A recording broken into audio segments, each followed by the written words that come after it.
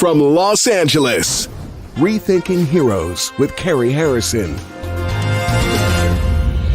I've spent a decade taking a bite out of conspiracy theories, unraveling urban legends, and grappling with worldwide top secret issues.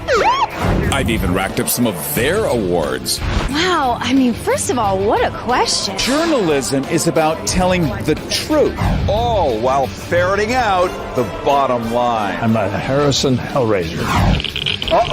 With me, Cary Harrison, as your guide. Rethinking Heroes with Cary Harrison.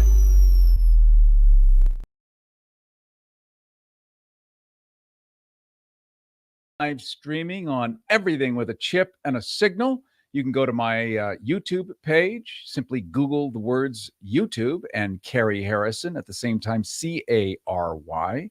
Harris, not Gary with a G, Cary with a C. Cary Harrison. Google my LinkedIn page, our KPFK Facebook page, really anywhere.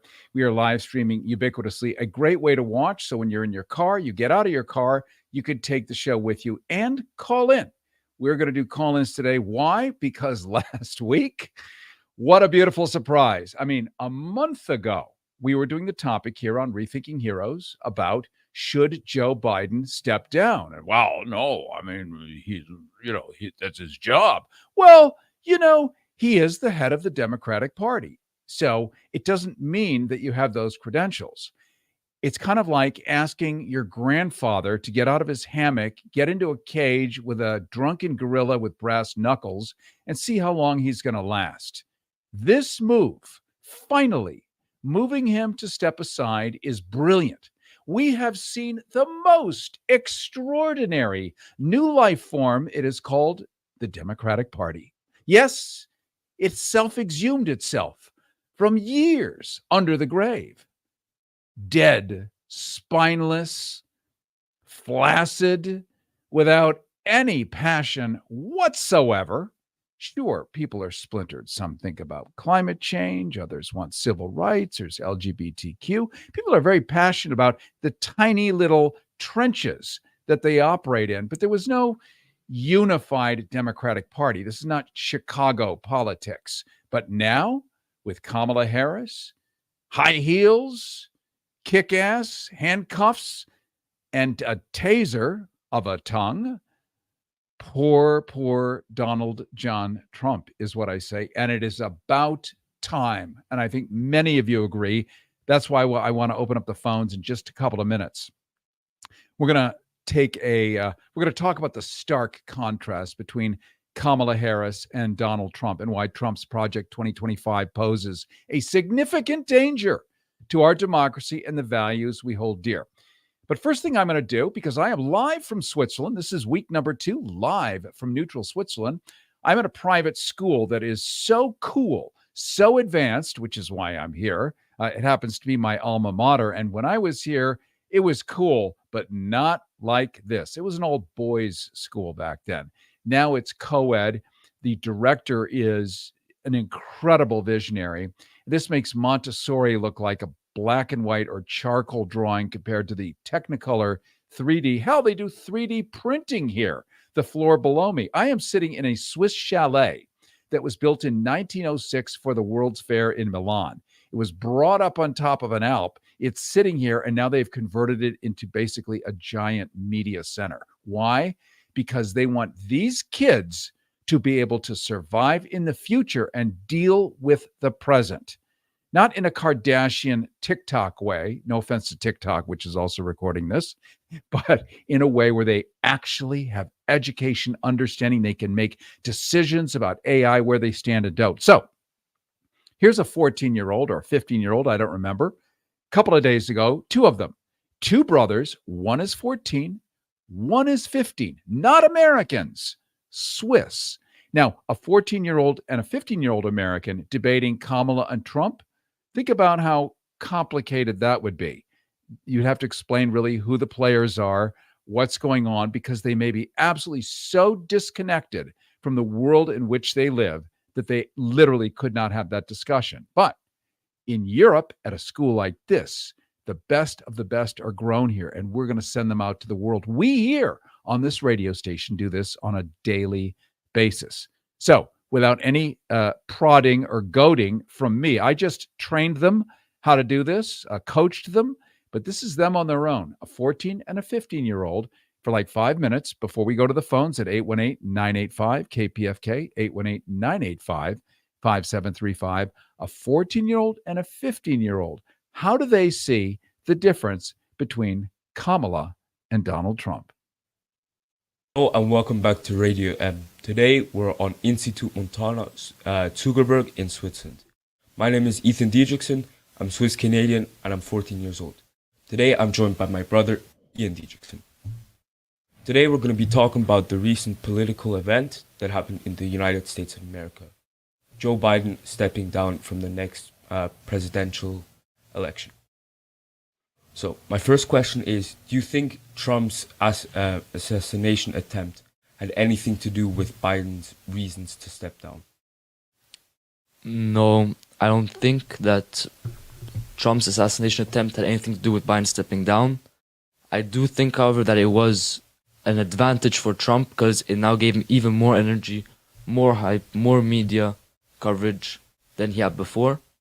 But I think Joe Biden just realized that he's old now and that it's for the sake of the country, it's a better idea that if he steps down, lets someone younger, maybe a bit more right in the head to take charge.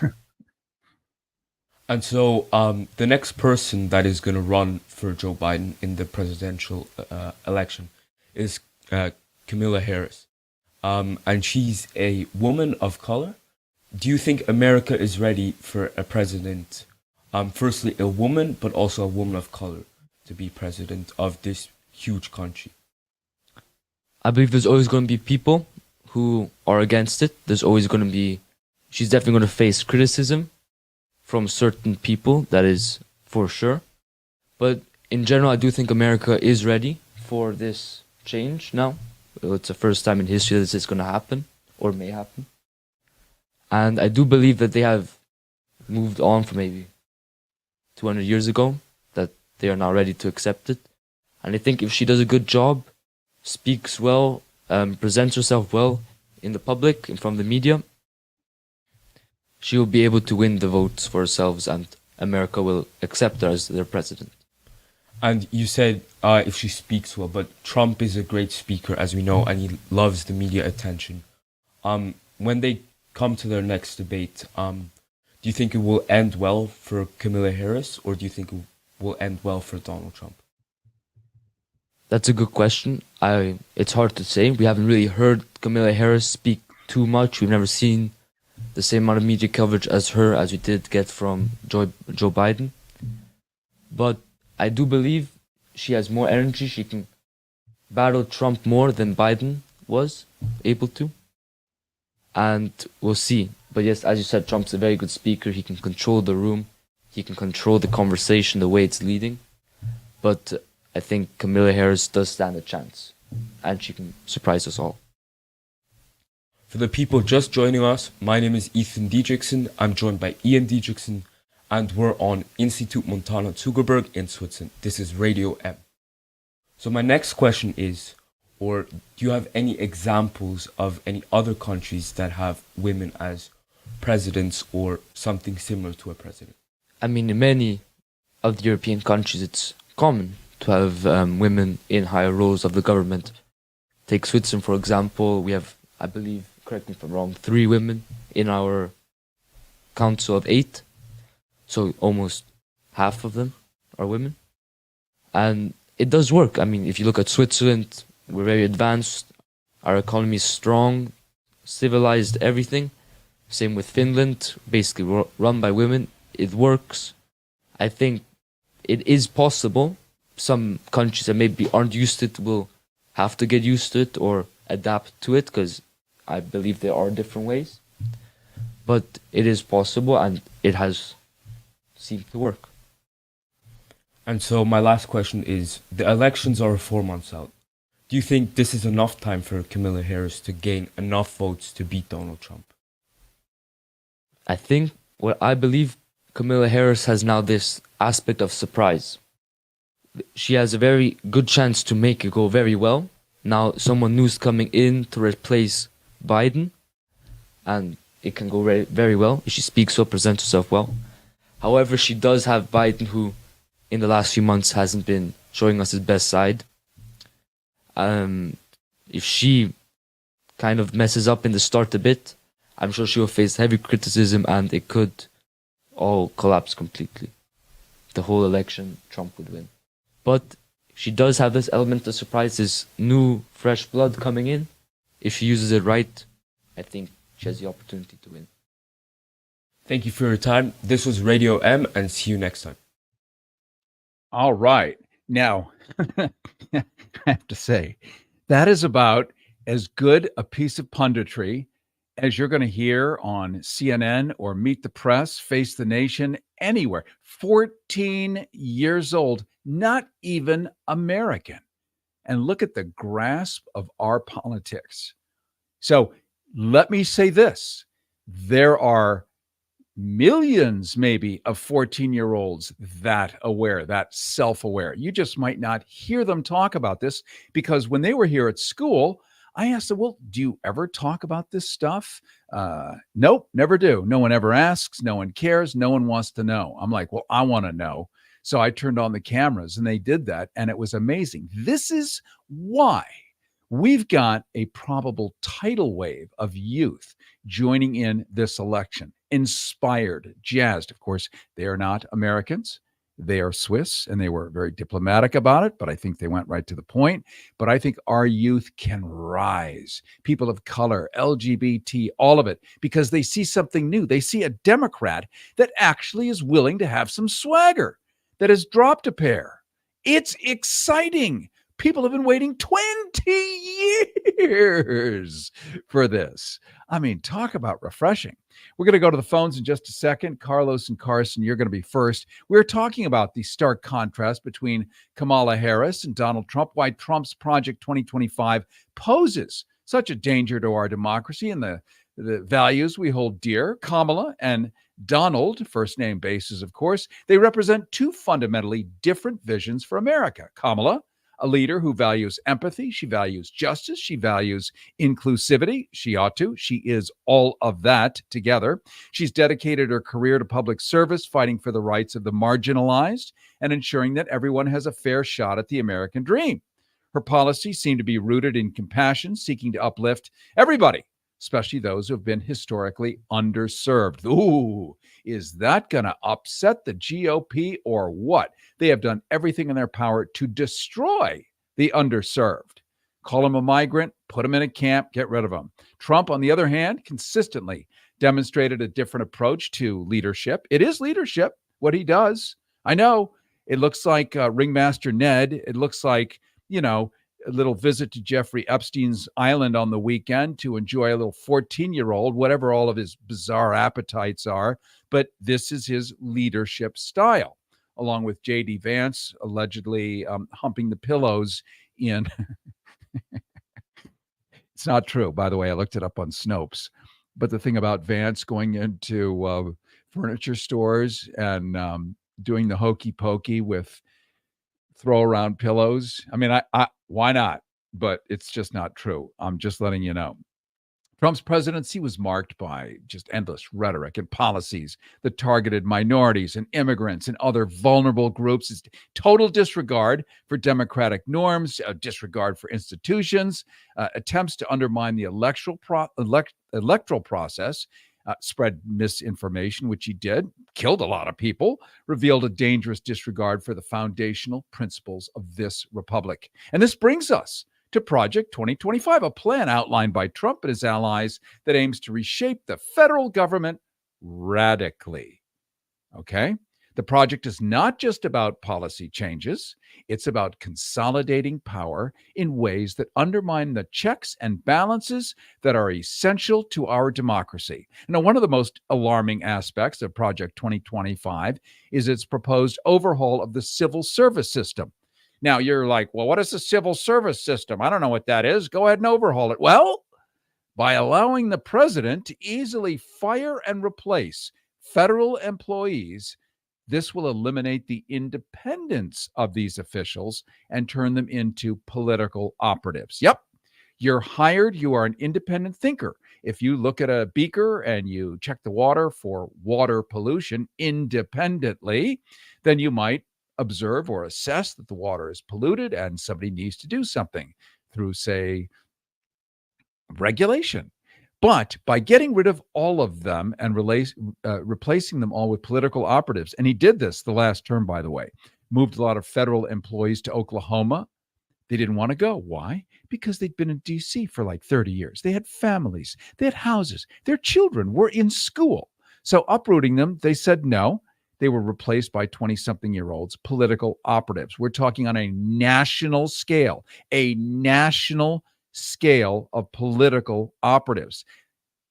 This would erode the impartiality and professionalism of the federal workforce. Whatever you think of the federal workforce, it ultimately, we have like streets that work and freeways that work and interstates that work and airplanes that fly and generally don't crash. And we basically have it all together, including our military, most particularly and specifically. Well, this would make it more difficult for the government to serve all citizens fairly because only the top would get served, and it would be unfairly, and the rest of us would be eating, well, no cake, barely crumbs, and slugs out of trees. Moreover, think about this. Project 2025 envisions a government that is more authoritarian in nature. It includes proposals to curtail the power of the judiciary. Maybe the judiciary is good. They decide right, wrong, and to what degree curtail that, because the former president, who has so many felonies, you can't even count them. If you had one, you'd be at an ankle bracelet. They would take away your passport. You would not be allowed to go live in a country club. That's you, Mr. Regular Guy.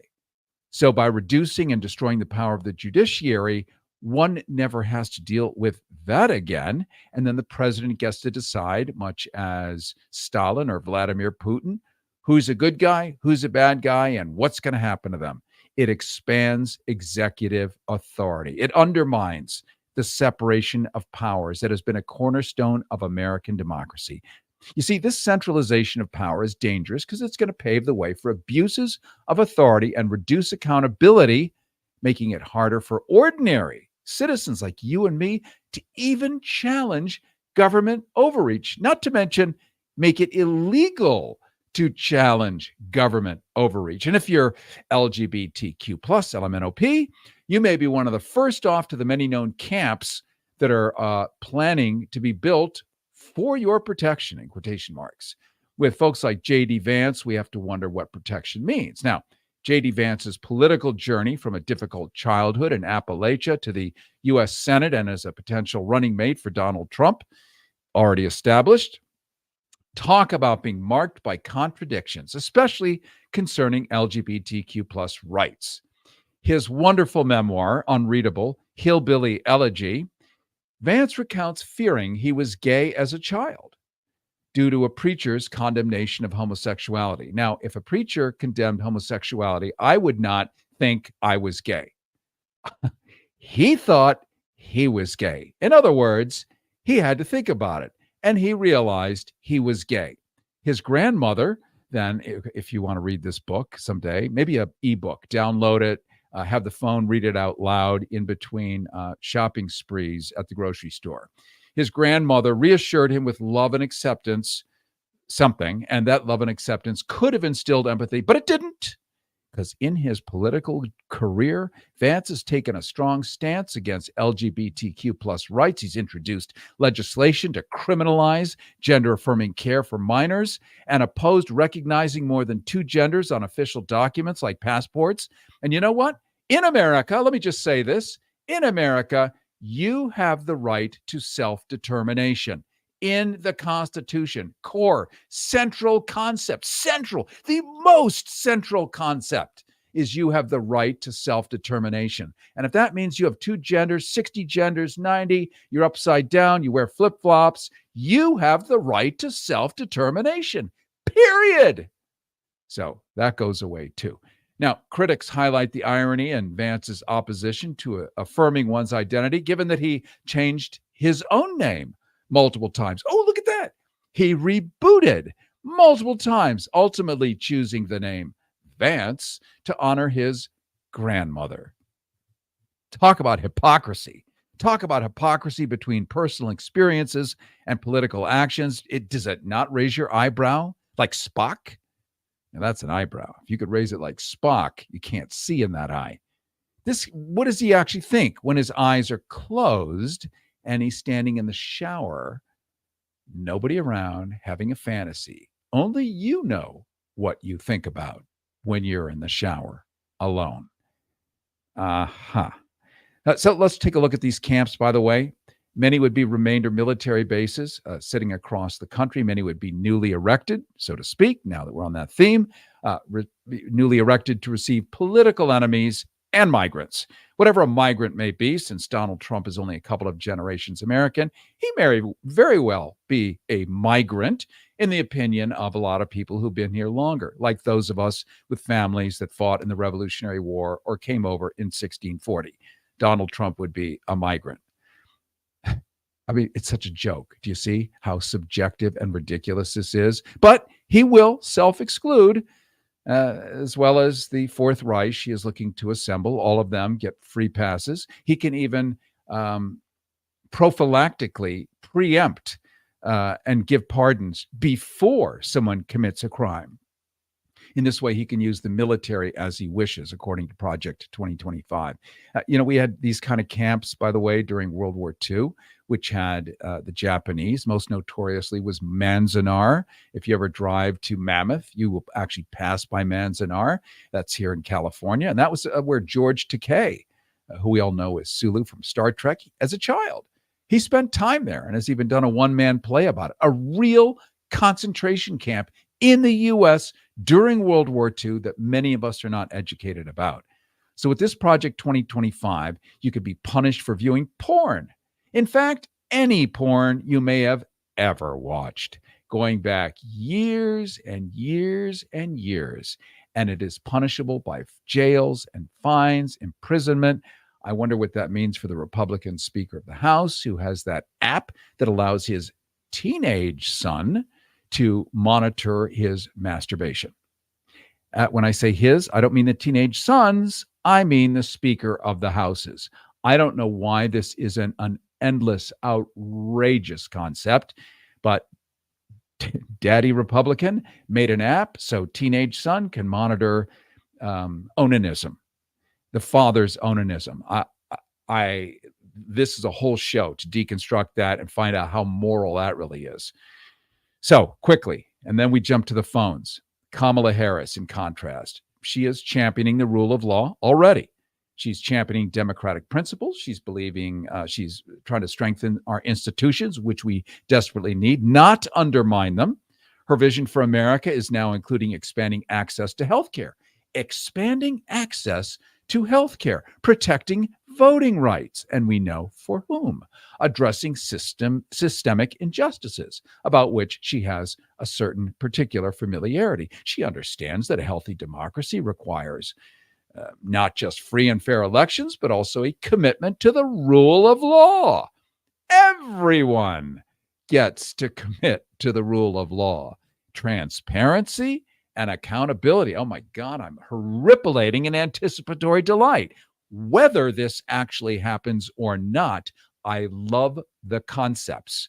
And nobody has said this stuff out loud for too many years, and it's about time.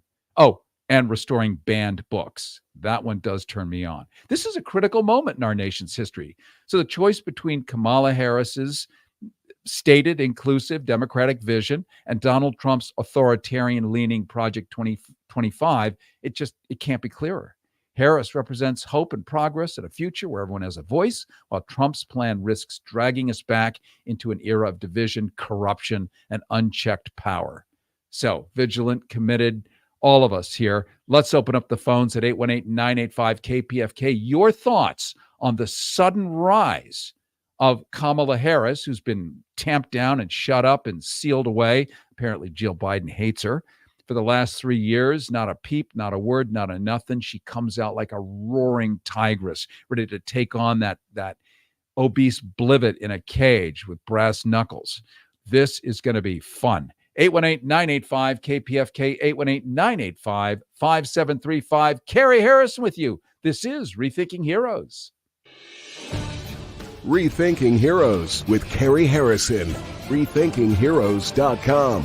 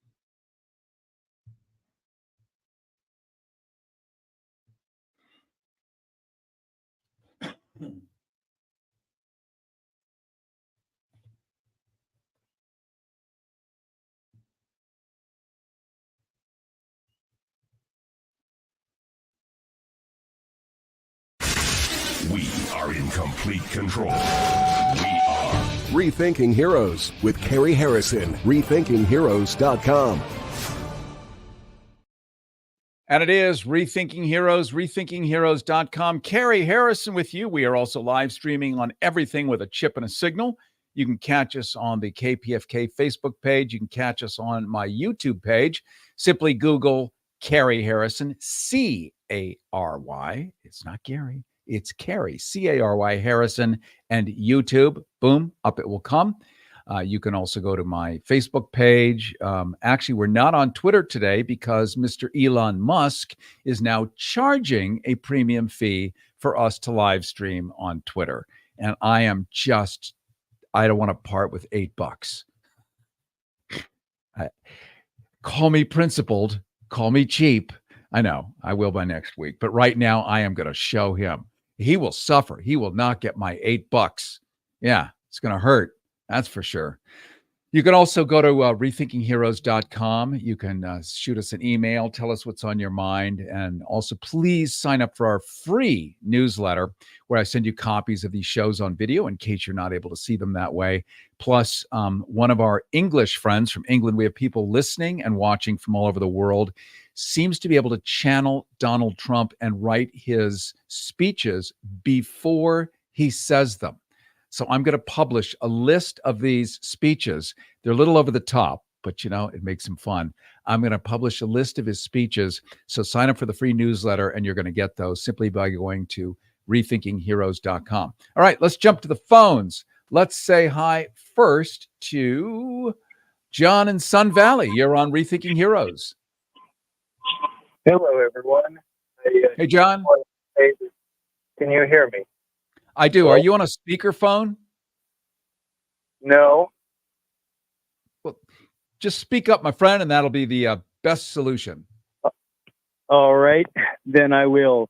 I was born well in the last century, and back then, all of the quote-unquote enemies were the Nazis and the commies with their party affiliations and apparatchiks controlling everything. My dad risked his life in World War II. This 2025 sounds like party apparatchiks again. Nothing but Soviet domination tactics. And I'm glad you say it that is because it definitely within. has the apparatchik vibe to it. It is exactly what Vladimir Putin is currently doing. It's a 900-page instrument drawn up by the Heritage Foundation, which would allow it to seize final and complete control over the Constitution. It would allow it to reenact drilling in every possible protected spot. It undoes and destroys everything you and I know for the benefit of just raping the land and destroying democracy. So it is what your grandfather and what your father fought for. It is the very thing that they fought for. Here it is in our own land. Against. Yes, again. For. Against. The thing is, I wish it wasn't so not dauntingly 900 pages, but I'd like to see if there's a source for a digested version that everybody can bone up on. There is actually. I have a digest on my Substack. So if you do Cary Harrison Substack, it should come up. We actually 2 months ago brought on a one of the top reporters from Vanity Fair, and she had suffered through all 900 pages and written a brilliant abstract, which we have published on the Substack. You can also, on your own, The Guardian has done a nice job out of London. That would be my second choice. I would not, be careful. If you Google Project 2025, you're going to get project2025.org, which is the Heritage Foundation's official website for it. And that is a sales deck, if there ever was one. You do not want to read the official instrument because they set up a preamble that makes it look like a great thing, and you're not going to read it for what it is. So you need to have sort of a second set of eyes. That sounds like it's worse than a porn site. Yes. It is anyway, porn. You guys have a good day. All right, my friend. Keep it up. Thanks for the heads up. All right, my friend. You have a great day yourself. That opens up a line. That was John in Sun Valley at 818-985-KPFK, 818-985-5735, 818-985-5735, 818-985-KPFK. Let's go next to Carson. Go to Carlos. You're on Rethinking Heroes. Well, listen, both candidates really scare me. On the one hand, you got Trump, who's very divisive. He uses very agitative language. He'll say something like, I'm going to build a wall, but Mexico's going to pay for it. See, that's very divisive. It alienates people. He'll demonize women. He'll demonize, Muslims. So he's alienated a whole bunch of people across the country, and that's very scary. On the other hand, you got Kamala Harris, who the other day I was watching one of her speeches. She mentions population reduction. Does she mean she's going to expand the parameters of euthanasia to include people over 55? Or the mentally retarded, the hemophiliacs? I mean, what does she mean by that? I'm scary because I really don't trust her. I think she's very evil deep down inside. But they both have something in common. They both endorse the genocidal state of Israel. Okay? And that worries me of anything. That changed today or yesterday. Kamala met with Netanyahu and insisted on a two-state solution and was not in favor of her boss's endless handing of weapons and whole cloth destruction of the Gaza Strip. So she made it very clear, no more of that. This is her new position anyway. That's all rhetoric. I don't believe her. Her bosses, the people who finance her, like George Soros, they are die-hard Zionists. They work for the Rothschild Zionist banking family. They created the state of Israel. That's all smoke and mirrors to attract. Well, I don't think that's fair to say that about George Soros. Do you? Seriously? I mean, do you have any evidence of that other than the fact that the name sounds great and people prickle when they hear it? But it's not true. It's not true. Do you know what he does in Greece? Do you know how much he helps the regular people of Greece? Do you know how much he helps regular people all over the world? I don't care if he's Jewish or not. It means nothing to me. And he's not a Zionist because people wish him to be, because he's on the opposite political side of the people in power that might enjoy Donald Trump being president, does not make him a horrible Zionist. He does more good in the world than he does bad that we know of, unless you have evidence to the contrary.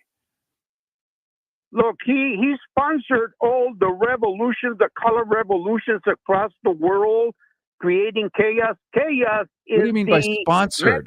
Sponsored by George Soros. What? Well, that's great, but it's simply not true. What is not true? He did not create the color revolutions all across the world. His fingerprints are all over it. Your fingerprints are all over everything else. Every time you buy something and support a country and that country exports anywhere in the globe, your fingerprints are on it too. The guy is rich. Rich people own everything. They own the toilet paper. They own everything. You know that Nestle, the corporation Nestle, where you enjoy your chocolate powder, they own almost a third of the water supply in the United States of America, because municipal water supplies sell it to Nestle, make cash. That's the people's water. So they're all involved. But we can't pick this guy out and make him the anti-anything, because he's just out there attempting to do good more than whatever interfrastication you may or may not imagine. Thank you so much for your call. I appreciate it, as always. That opens up a line in 818-985-KPFK, 818-985-5735. He does bring up a good point. Very good point, Carlos just did. And we're going to go to James and Gardena next. The good point is this. With the Supreme Court's latest ruling that says the president is above the law, in other words, cannot be punished criminally for an official act. And we remember Kavanaugh pointing out during the oral discussion, saying, well, what if there's like a coup d'etat? What if they do this and that? And decided, but if it's an official act, it's legal. This is the Enabling Act that we saw in Germany, certainly in the late 30s. So Kamala would inherit the new Supreme Court powers. That means she could do unconscionable things without recourse if she did it as an official act. And as of a week ago, before Biden stepped aside, before she stepped up, we thought all of this was like custom built for Trump, which it was custom built for Trump. But now Trump is imploding. He's melting down, having temper tantrums. She's going to inherit that same amount of power. Do you feel that she can be relied upon to hold on to accountability, to listen to the people and think Constitution first? Or does she become a drunken sailor like Donald Trump? This I don't know. This maybe you don't know, but I definitely want to get your take on it. Let's go to James and Gardena. You're next. You're on Rethinking Heroes. Hello, Cary. I love your show. Thank you. The Los Angeles County Board of Supervisors is now 5 women. 40 years ago, Michael Antonovich wanted to improve the food in the jails to prevent violence. And I heard about it, and I went around, and I said, what do you need, Mike? And he said, well, most of the people on the board here, men, think that health food doesn't taste good. And I said, I can help you. So I went around to all the health food stores in town. There were many then. It wasn't just Whole Food and 1 or 2 others. Almost every corner had a health food store, and I was friends with them all. I said, this is your opportunity to have your dreams come true. So we started to have food tasting parties on the 8th floor at 500 Temple Street. After a very short time, Their opinion had changed. We decided that food was going to be good from health food stores, from alternative substances. So Michael thanked me very much. And Kenneth Hahn came over and thanked me from the heart and said, Jimmy, you're doing some good work here. And I said, thank you. So I just went back to my wife thinking they would take and run with the ball. The name of the thing was a Task Force on Nutrition and Behavior. Now, 40 years later, I come around and it seems like nothing had happened. I should have kept my hands on the thing and done some work. But now I'm a retired person. I'm living in a nursing home. I've been here 16 years. And I am ready to go back and pick up the ball where I dropped it before. Because the Good. food in the We jail need you. is of great importance. Yeah, we totally need you. Thank you so much for being a superstar and being part of the solution rather than perpetuating the problem by only griping about it. I really appreciate your call. And that opens up a line at 818-985-KPFK, 818-985, excuse me, 5735, live streaming to you right now from the neutral country of Switzerland. I'm in a school called Institute Montana. There's no E at the end of Institute because it's the German spelling. Montana does not mean the state of Montana. It's the Latin word for mountains, Montana, mountains. So the Institute of the Mountains. And it's a private school that has very expanded thinking and curricula. It allows kids to imagine a better world and challenges them to invent and create it. And that's what I've been doing here in the last couple of weeks. And today was actually our last day. Helping kids understand media literacy, critical thinking, AI, fake news, how to write stories, how to research, how to be accountable. And what you heard if you missed the beginning of the hour, and you would have seen it in live streaming video, which you can go to my YouTube channel, which is Cary Harrison YouTube. Just Google the whole thing. Boom, it'll come up, or go to the KPFK Facebook page. You will see a 14 and a 15-year-old talking about the difference between Kamala and Trump. And they are not Americans. They are so far from American soil, but they know stuff. And the point of part of what we do here, you and me on a daily basis, is we're bringing in younger listeners, people to take the baton.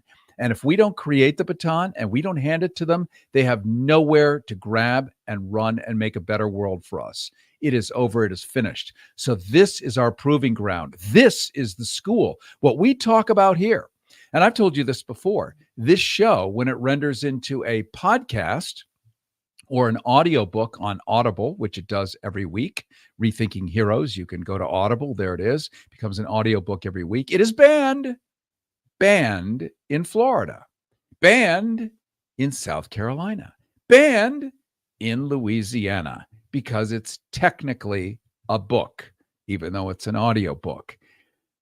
This is horrifying. This is not frigging Nazi Germany, but these are the groups of people who have snatched the power from you and me. And we do have some hope with Kamala. So it seems. I'm inspired.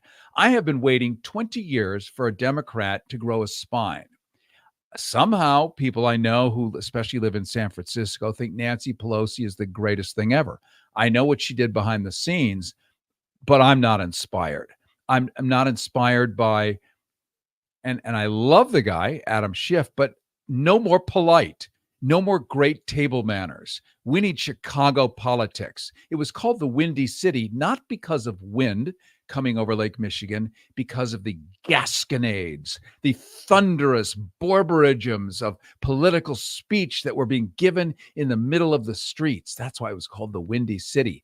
And of course, you ended up with a Democratic Party that had some stamina. And that's what it looks like we're getting now. So let's push that. Let's support it. Let's drive it. Let's have an anti-Trump, which is not a bad idea for many. We're going to go to Mark and Raul in just a minute. Cary Harrison with you. This is Rethinking Heroes. We are in complete control. We are Rethinking Heroes with Cary Harrison. RethinkingHeroes.com. Co-host of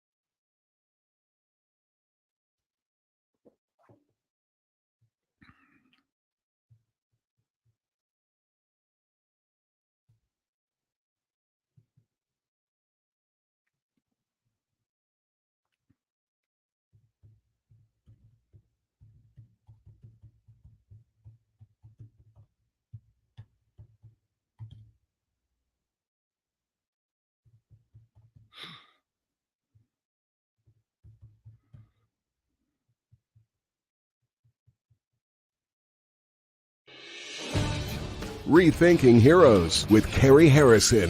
RethinkingHeroes.com. And it is Rethinking Heroes. Cary Harrison with you, coming live from the foothills of the Alps of Switzerland, a neutral country where we have been training young minds how to think, connecting dendrites and synapses and putting ideas, talking about critical thinking, teaching the media. And you heard how brilliant they can be if you let them.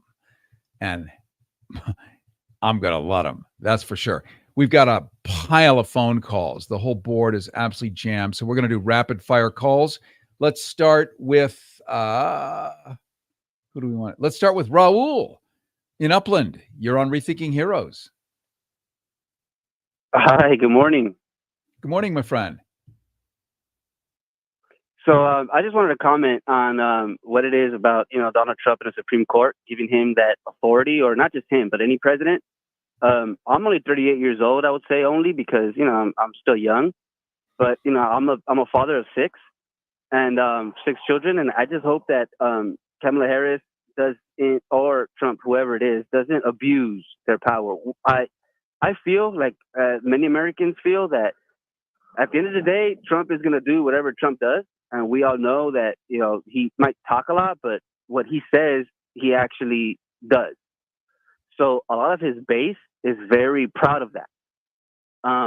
So I just hope, and in my heart, I'm a Christian. I believe in Jesus Christ, that, he died for our sins. And I hope that if whatever Trump is saying that he's like that, we need to understand that we need to separate what it is, our beliefs or religions with our government. That's why, there's a separation of powers there. There sure is. And for a good reason.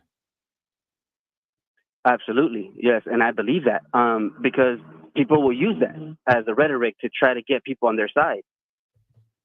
And so, again, me being 38 years old, a father, struggling, trying to get, just food on the table is hard for me. My wife, she stays home. Me, I do all of the heavy lifting, but it's not feasible anymore. And it's so hard. And I just hope that either Kamala Harris or even Donald Trump just helps us out, us, the lower income people. And then, the Supreme Court handing down that whole, gung-ho, you could do whatever you want if you're a president, I guess. That's just, like you commented earlier, that's just going back. That is, my friend. And so many good points you brought out. I want to thank you for your calls. I need to jump to some other ones, but thank you so much for that. And it's obvious that we do need to practice eternal vigilance, as the founding fathers pointed out, because should something like this ever happen, which they had not imagined would, but they had come from a king, they said we need to practice eternal vigilance and practice our democracy and hold accountable those in power to whatever degree we can. Let's go next to Mark in Long Beach. You're on Rethinking Heroes. Hi, Cary. One of the previous callers talked about Kamala Harris made a clip about reducing population or something, and then he got all upset. But I do believe that over the, energy and fossil fuels versus solar energy and so forth, the biggest problem is there are just plain too many people on the planet. And it's only my favorite thing is to think when I had a near-death experience, pulled the book off the shelf and opened it up to our present technology, that the planet can only support 1 or 2 billion. And anyway, that's my opinion. I'd like to know what Kamala meant by that, if she said something like that. I'm not familiar with that she did say something like that, but it could be that it was put out on Fox or Newsmax, and so now it's in the news, and therefore it becomes real. Again, critical thinking. I want to thank you, my friend. Excellent call. 818-985-KPFK. Let's go next to Antonio in Signal Hill. You're on Rethinking Heroes. Hey, thank you for taking my call, Cary. Cary, I wanted to talk about the message that Democratic Party's putting out to the people. It's not working. Just badgering on Trump because he's a felon and he's a criminal and he's this and that. He wears that like a badge of honor. We need to be talking about his record, about the multiple bankruptcies he's had, about all the businesses that he's broken and all the people that he's cost real jobs to. We need to be talking about people want to know, what are you going to do for me? Where are my jobs? Where are we going to be making money? They don't want to hear about this. I mean, this is almost like they're proud of the guy being a criminal. We need to change the message. We need to look at what Biden has done, what the Democratic Party has done over the years, and stop talking about his criminal record. Everybody knows he's a felon. It's not a question about him being a criminal. We need to talk about what he's done through the years. Another thing I just want to bring in, what is shocking to me, is this. The war that we have going on in Ukraine. I'm for supporting Ukraine, but nobody tells me how much we're spending compared to all of the other European countries. It's their backyard, not ours. How much are we contributing, and how much are they contributing? You can actually look that up, my friend. And as of today, the Pentagon announced it's missing $2 billion earmarked for Ukraine. So, oops. Here we go again. Now, a lot of that is black ops. We don't know what, but it is an outrageous amount of money. And we do need to get serious about figuring out what is our position. Where do we stand? I know our Europeans friends are in fear, reasonably so, because remember, Russia was half of Germany for many, many years, and nobody wants them back. It was a bad time. So these are tough. A different president. I think Kamala wants to, well, I don't know, but it sounds like she's kind of enough. She's finished with that and wants to focus on rebooting America in many ways. We'll find out, but it's up to you and me to push her. We did learn from President Obama years ago. He said it right out loud. He said, look, I can do whatever you want, but you need to make me do it. I would do it on my own, but then they will blame me for having done something. But if the public forces me to do it, I can do good things. He was open to that. We can only hope she is too. We've only got a few minutes left. I think we're going to go next to Hector in Woodland Hills. Hector, you're on Rethinking Heroes. Hello, Gary. Thank you for taking my call. And I love your show, first time caller. And, I'm still celebrating, Kamala's becoming the Democratic candidate for president. So it's kind of like a celebration. It has changed everything. I got to say, as I said, I love your show, and I love that you let the people give their own opinions and you listen to them. One point that I disagree with you is the war in Ukraine. I'm against it, but other than that, all good. But I want to talk a little bit of immigration, which is going to be one of the points that they are going to attack Kamala. And, I'm an immigrant myself. I've been here for 40 years. And I'm a product of a civil war caused by Ronald Reagan, aggressive stand, outside the U.S. In those times, creating civil wars, right? So people have to think about why there is so much immigration in the U.S.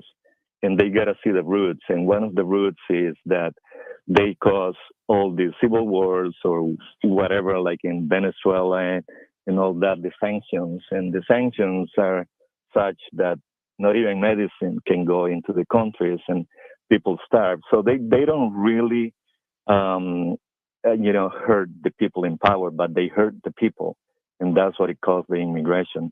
So I hope that Kamala comes up with something like we need to do reparations in the countries in Latin America that we're the next door neighbors, and we're being could happen for many years. It could happen. Yeah, we're going to need as many friends as we can muster. And the exciting thing about Kamala, and I said it earlier, and thank you, by the way, for excellent call, Hector. Very much appreciate it. We're up against the clock at this point.